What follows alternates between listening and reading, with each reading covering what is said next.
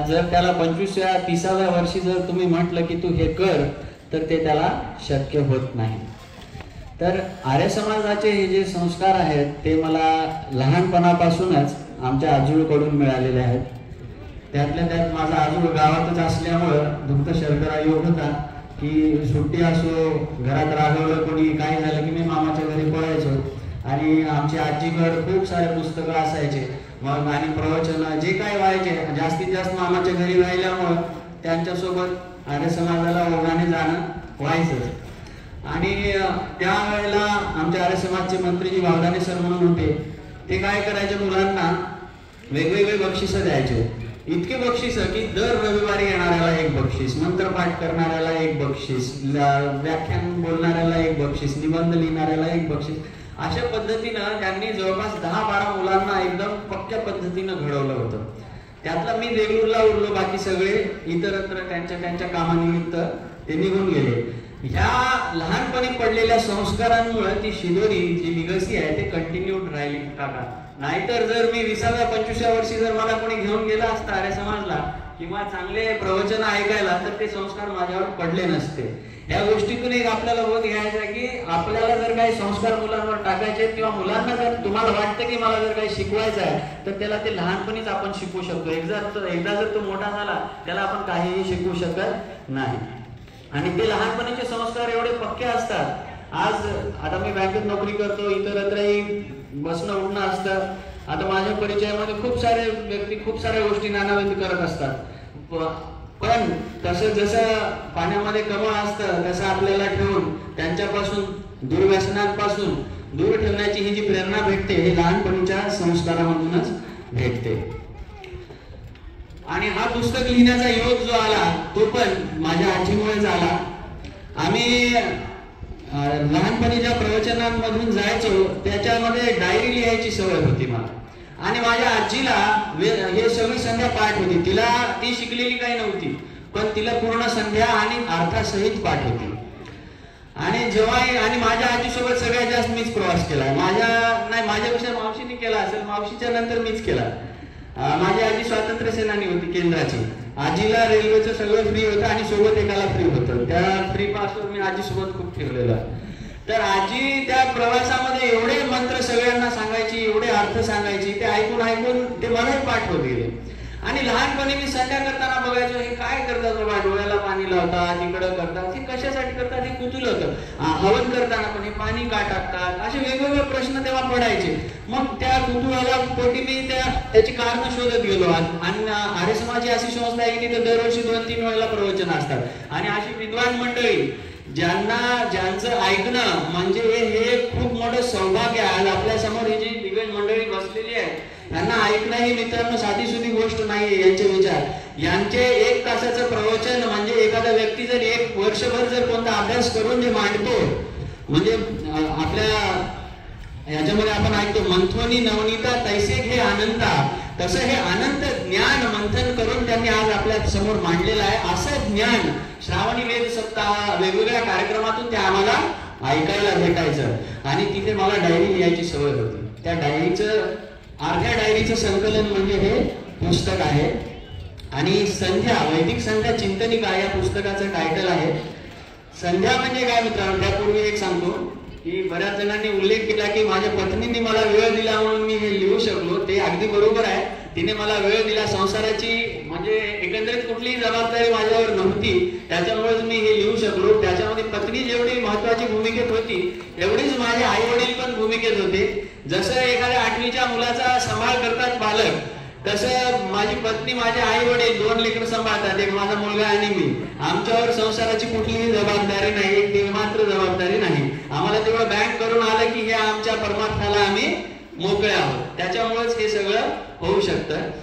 आणि पुस्तकाचं जे नाव आहे वैदिक संध्या चिंतनिका, मी वैदिक संध्या हे नाव ठरवलं होतं पण आदरणीय वैद्य काकांनी त्याच्या पुढे चिंतनिका लावलं आणि ते मला पटलंही। आणि या पुस्तक छापण्यामध्ये खूप जणांचं मला सहकार्य भेटलेलं आहे। 50 पानाचं पुस्तक आहे हे, पण लिहिताना काय काय कष्ट लागतात ते लिहिणाऱ्यालाच कळतात। व्याकरणापासून शब्द रचनेपर्यंत या पुस्तकामध्ये मी खूप जणांना त्रास दिला। सगळ्यात पहिल्यांदा वैद्य काकांना त्रास दिला। मी त्यांना विनंती करतो त्यांनी उठून नमस्कार सगळ्यांना करावा। आणि त्यांच्यासाठी सगळ्यांनी जोरदार टाळ्या वाजवा. यानंतर दुसरा त्रास दिला मी रामनिवास सरांना. मी त्यांच्यासाठी सगळ्यांना विनंती करतो जोरदार टाळ्या वाजवा. आणि यांना तर हक्काने दिलाच त्रास. यांनी अखिलेश शर्माजींनी याची प्रस्तावना लिहिली, शिंदे सरांनी आणि आदरणीय माकणेजींनी याला आशीर्वचन दिले. माकणेजी तर गावोगाव प्रचार करतात, त्यांनी शब्दही दिला की या पुस्तकाचा गावोगाव प्रचार करेल. मग मित्रांनो, या पुस्तकात असं काय आहे? संध्या म्हणजे या शब्दाचा जर संस्कृतमध्ये विग्रह केला तर सम्यक ध्यानमिती संध्या, म्हणजे चांगल्या प्रकारे केलेले ध्यान म्हणजे संध्या. मग ध्यान कशाचं करायचं मित्रांनो? तर ध्यान हे आपल्याला आत्म्याचं आणि परमात्म्याचं करायचं आहे. या स्थूल देहाकडून सूक्ष्म परमात्म्याकडे जाण्याचा हा जो प्रवास आहे ते म्हणजे हे वैदिक संध्या आहे. थोडेसे अवघड शब्द असतील, छोटे करतो. मलाही हे सुरुवातीला वाचलं तेव्हा कळले नव्हते. आपलं शरीर जे बनलेलं आहे 5 तत्वांनी बनलेलं आहे, म्हणून त्याला स्थूल देह म्हणतात. जसं हे दगड, माती, धोंडे हे जे आहे त्याला आपण काय म्हणतो? स्थूल पदार्थ. तसं आपलं हे शरीर स्थूल आहे. हे आपल्या मिट्टी पाणी से बना हुआ हे अपना देह है. तर याचा आधार घेऊन आपल्याला आत्मा काय आणि परमात्मा काय याचं ध्यान, याचं चिंतन करणं म्हणजे संध्या. तर जसं अखिलेश शर्माजींनी म्हटलं सुरुवातीला की भुव या शब्दावरचा त्यांनी चिंतनाचा उल्लेख केला होता आणि गायत्री मंत्राचं मी गान करून मुद्दाम त्याचा भावार्थ घेतला होता की गायत्री मंत्राचं सार काय सांगतं की माझ्या बुद्धीला सन्मार्गावर प्रेरित करा. जसं दुधाची साईचं लोणी बनल्यावर जे तूप निघतं, ते तूप म्हणजे गायत्री मंत्राचं सार काय सांगतं की माझ्या बुद्धीला सन्मार्गावर प्रेरित करा. ओम भूर्भुवः स्वः तत्सवितुर्वरेण्यं भर्गो देवस्य धीमहि धियो यो नः प्रचोदयात्. धी म्हणजे बुद्धी. आमच्या बुद्धीला सन्मार्गावर प्रेरित करा. तर मित्रांनो, प्रत्येक कृती मागे काय असतो? एक विचार असतो. Thoughts turn into action. आपल्या प्रत्येक कृतीच्या पहिली एक विचार जन्माला येतो. जेव्हा मी ठरवतो की आज मला सूर्यवंशी साहेबाला भेटायचं आहे, ते विचारात आधी ठरवतो, मग मी जाऊन त्यांना भेटतो. इव्हन साधं आपली आई जेव्हा विचार करते की आज रात्री स्वयंपाक काय करायचं, तर खिचडी पहिल्यांदा डोक्यात बनते, मग पातेल्यात तांदूळ पडतात.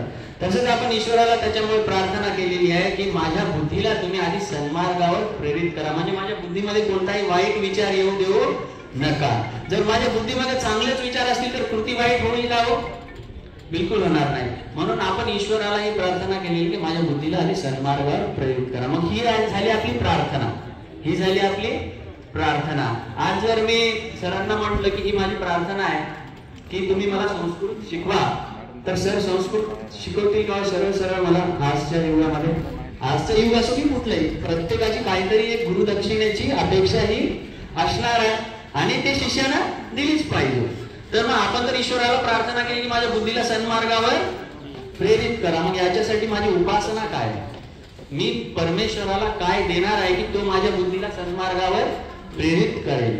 त्याच्यासाठी आपण म्हणतो की भर्गो देवस्य धीमहि. तुमच्या भरगस स्वरूपाला आम्ही धारण करतो. भरगस स्वरूप म्हणजे काय मित्रांनो? शुद्ध स्वरूप. जसं सोनं कापल्यानंतर शुद्ध होतं, तसं ईश्वराचं रूप कसं आहे? शुद्ध आहे. सोनार दादा बसलेले आहे तिथं. त्याला सोनं जसं तापवल्यानंतर शुद्ध होते, तसे शुद्ध आपला परमात्मा आहे. त्याला शुद्ध का म्हटलेलं आहे? कारण त्याच्यामध्ये कुठलाही विकार नाही. काम, क्रोध, लोभ, मोह, ईर्ष्या, द्वेष या सगळ्या कुवासना, कुविचार, कुभावनांपासून तो कसा आहे? दूर आहे. तो त्याच्यामुळे शुद्ध आणि पवित्र आहे.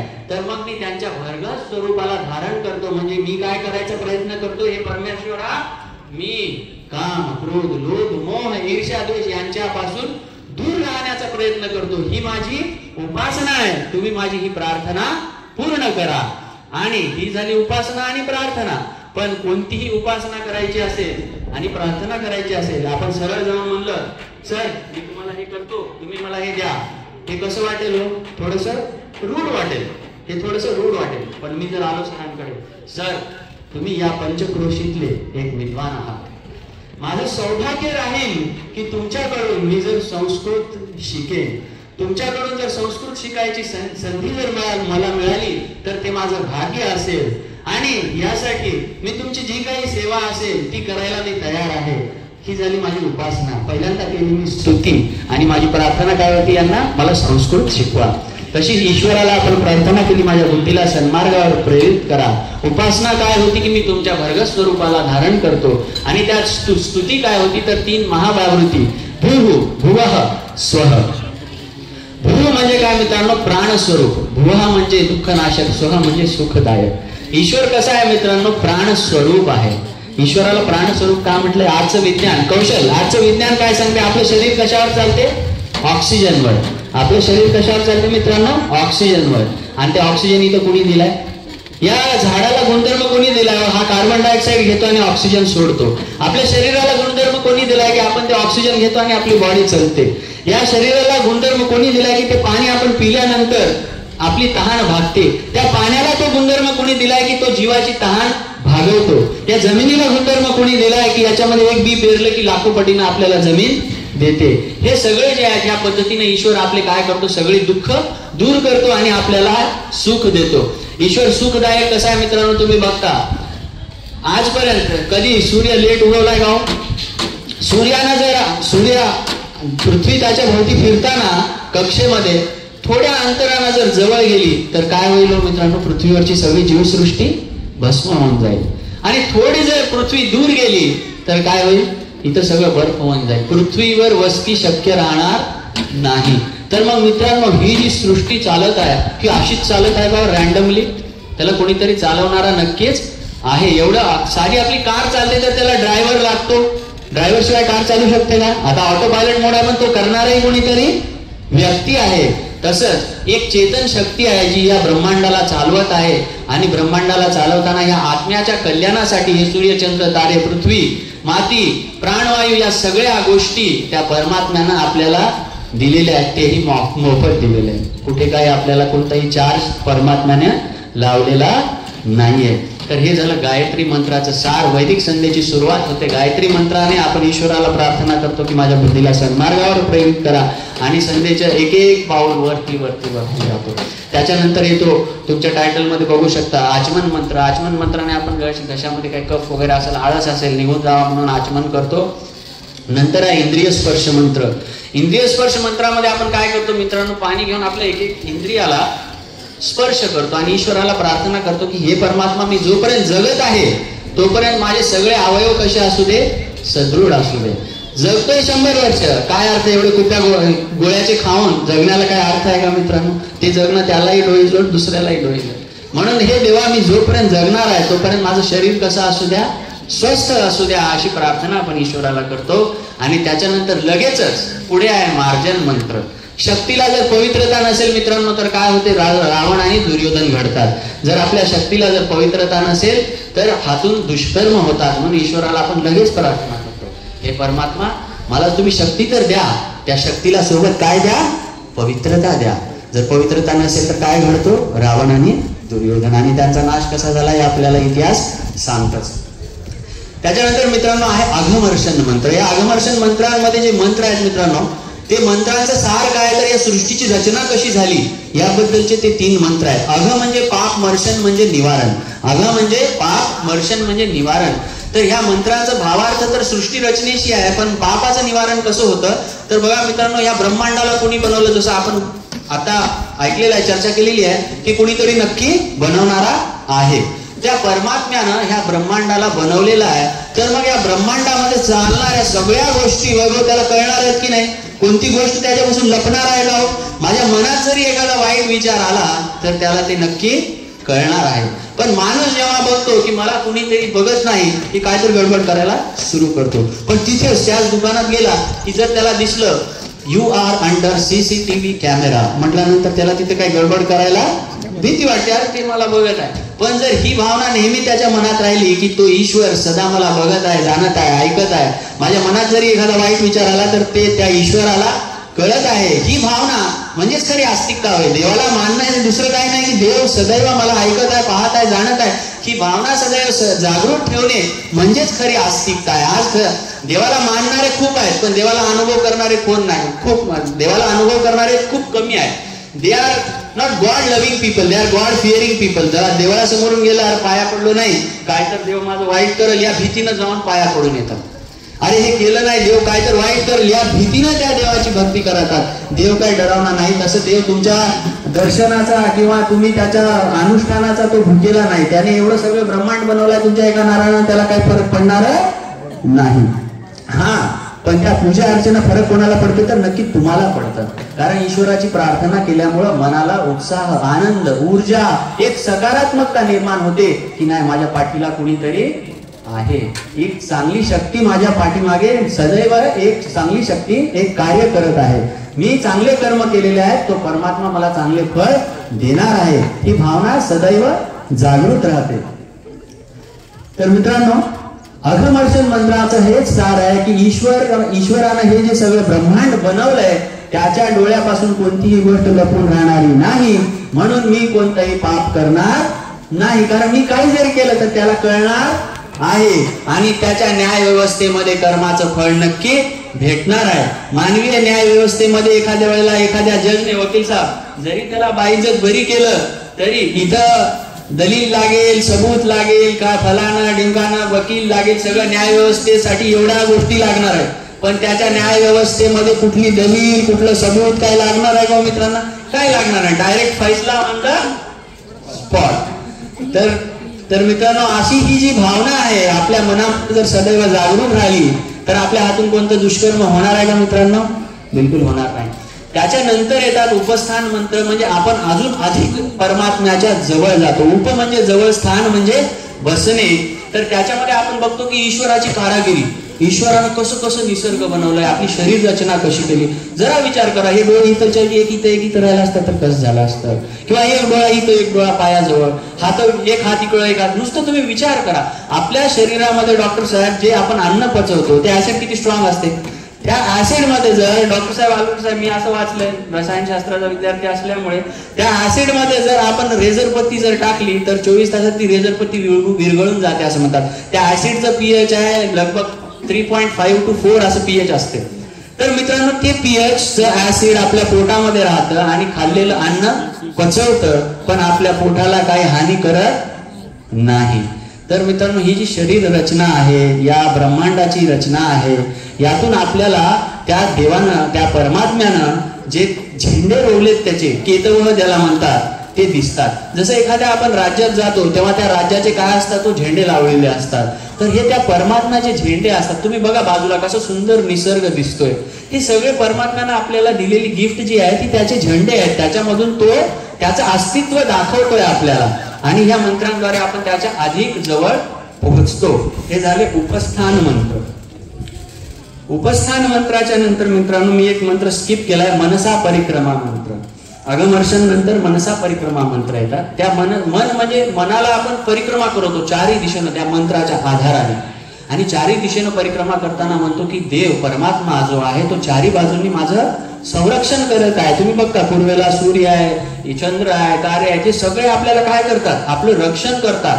आपण जर एक कॉन्सेप्ट पाहिली की आपल्या आता पावसाचे दिवस आहेत, आभाळामध्ये जी वीज चमकते मित्रांनो, तर ती वीज जेव्हा चमकते तर असं म्हणतात की हवेमधलं जे नायट्रोजन आहे ते मोकळं होतं, त्याचं पृथक्करण होतं हवेतल्या नायट्रोजनचं, आणि ते पावसाच्या पाण्याबरोबर मिक्स होऊन जमिनीवर येतं आणि जमिनीमधले वेगवेगळे खनिज त्या नायट्रोजन सोबत मिक्स होऊन या जमिनीला खत देतात, या जमिनीला ते खत देतात. तर हे खत कुठून आलं, आणि त्याची एका पावसामध्ये एका जिल्ह्याच्या विजेमुळे जेवढं खत बनतं तर एखाद्या इंडस्ट्रीच्या अॅन्युअल प्रोडक्शनच्या ते जवळपास 10 पटीनं जास्त खत ते बनतं असं विज्ञान सांगतं. की एक मोठी इंडस्ट्री 500-600 कोटीची जी इंडस्ट्री टर्नओव्हर असणारी जी फर्टिलायझर बनवते, 1 वर्षाचं फर्टिलायझर जेवढं बनवते त्याच्या 10 पटीनं फर्टिलायझर या विजेमधून आपल्या जमिनीवर येतं.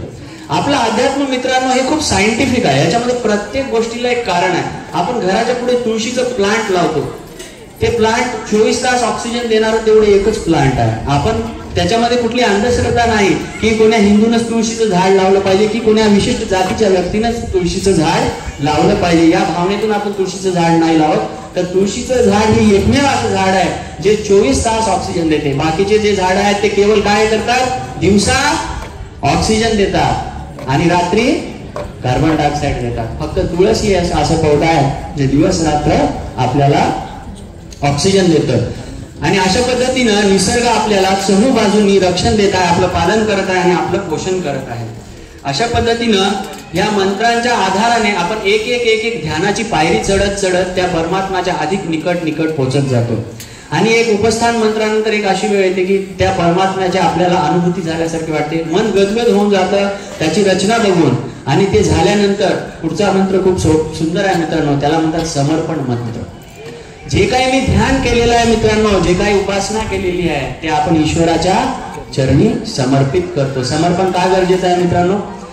समर्पण नसेल जीवनात तर एक तर अहंकार निर्माण होईल किंवा नैराश्य निर्माण होईल. आता रामदिनवार सर बोलत होते की माझं मागचं शिक्षण वगैरे मी त्याला विसरून गेलो. आता असं व्याख्यानामधून आठवण आले की आज माझे मित्र पण आलेले आहेत, इंजिनिअरिंगचे मित्र विशाल गर्जे. सगळ्यांना विनंती करतो की त्यांचं जोरदार टाळ्यांनी स्वागत करावं. त्या आठवणीमध्ये एक वेगवेगळी कारणं होती इकडं या फील्डमध्ये स्विच करण्याच्या मागची. पण प्रत्येक कार्याला जर आपण समर्पित नाही केलं तर आपण कसे बंधनात अडकतो. उदाहरणादाखल मी जर एखादा धंदा केला, बिझनेस, आणि त्याच्यामध्ये मला खूप घवघवून यश मिळालं आणि जर माझ्यामध्ये मीची शृंखला असली, हे मी केलं, ते मी केलं, ते मी केलं, ते मी करणार, मीची शृंखला लागली आणि त्याच्यात यश मिळालं की काय निर्माण होतो मित्रांनो? अहंकार निर्माण होतो.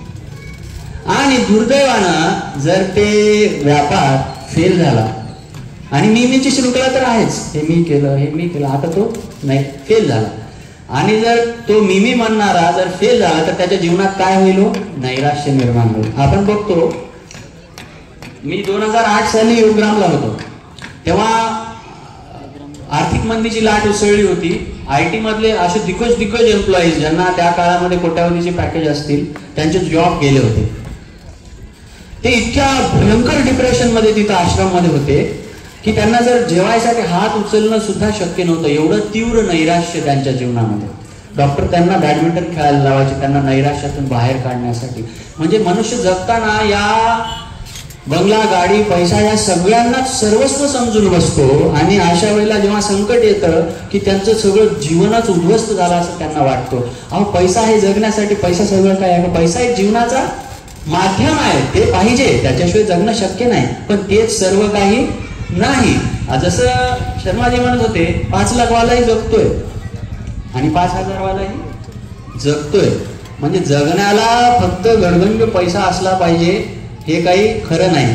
आज 20 वर्षाखाली मारुती 800 ची कार होती, ती एकदम त्यात सुद्धा जर कोणी आलं तर त्याला पलटून बघायचे लोक. मारुती 800, आज कोणी बघतं मारुती 800ला? म्हणजे ही सर्व सुख जे आहेत ना ते रिलेटिव्ह आहेत, वेळेनुसार ती बदलणारी आहेत. एकेकाली खापराचा टोळेजंग वाडा रॉयल वाटायचा, आज ते पडकं घर वाटते. आज जे तुम्ही इंटेरियर करताय उद्या ते जुनं होणार आहे. म्हणून हे सगळ्या सुख सोयी हे ज्या आहेत त्या रिलेटिव्ह आहेत, त्या काही फायनल नाहीत, त्या काही कॉन्क्रीट नाहीत. म्हणजे तेच म्हणजे काय? तेच हे सुख नाही.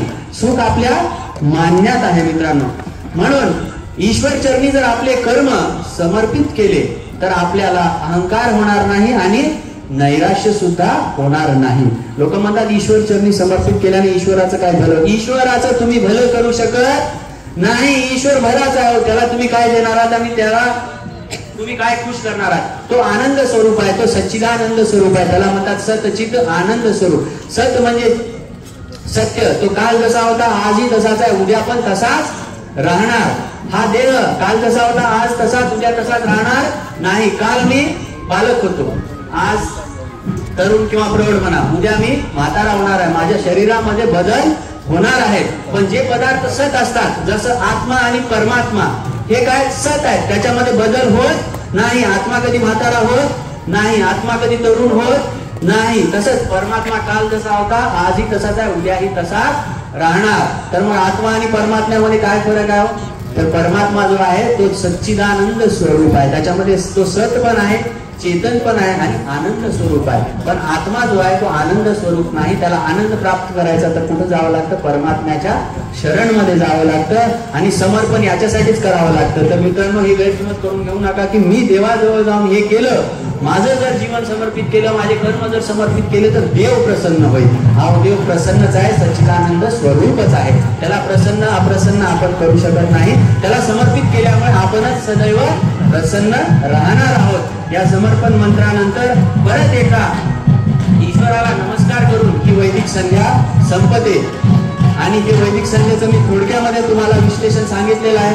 खूप सारे चिंतनाचे पॉइंट्स आहेत आणि या कार्यक्रमाला एवढं म्हणून संध्येबद्दलचं मी थांबवतोय.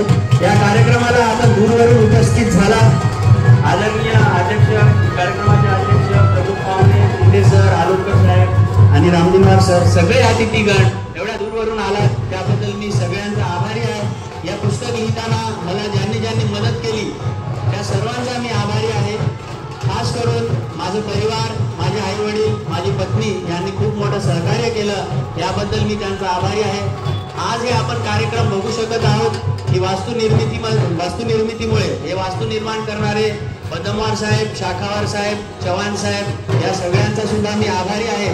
आणि कालपासून हे जे टेंट आणि हे सगळं तामझाम आम्ही करत आहोत, याच्यामुळे आमच्या शेजाऱ्यांना नक्कीच थोडाफार त्रास होत असेल तर मी प्रथमतः त्यांची माफी मागतो. खास करून पवार काकू, त्यांच्या तर आम्ही दारातच पेंडाल टाकून बसलोय रात्रीपासून.